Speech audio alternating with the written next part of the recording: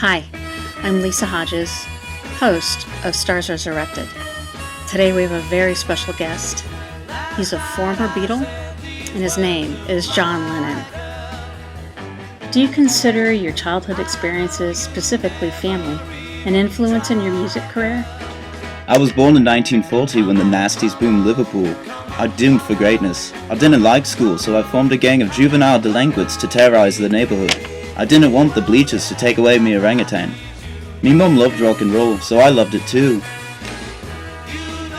What were your relationships like with Brian Epstein and George Martin? I think Brian fancied me. He said I was his favorite and most important Beatle. He said he would take care of me. Finally, someone recognized me greatness. George was our fifth Beatle, and I guess I must confess that if it weren't for him, we wouldn't have learned so much about music and technology and editing. Did you feel an obligation to express political and social concerns? The SDS said that you'd sold out with Revolution. What was it like to have the FBI following you and Yoko in New York? Does being followed by the FBI sound like I sold out to the man? They obviously had nothing better to do. It was a low blow to threaten me with deportation and use of the word undesirable, when I am perfectly desirable. Your protests were pretty outlandish. The bed-in and peace-in, those seemed more a cause célèbre than a political statement. Yoko and I were quite willing to be the world's clowns if by doing so it would do some good.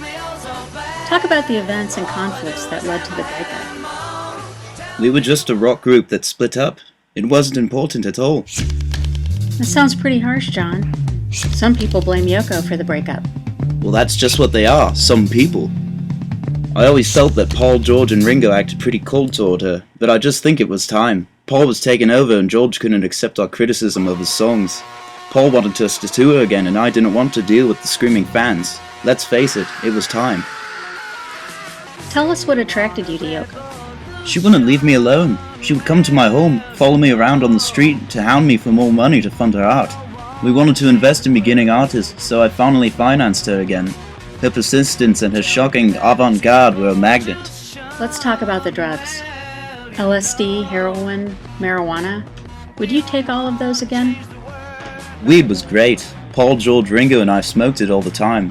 We loved how it made us giggle, especially during recording sessions and when we were filming Help. The LSD helped my creativity.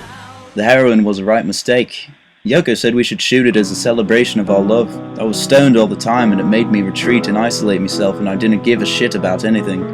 It may have contributed to Yoko's miscarriage.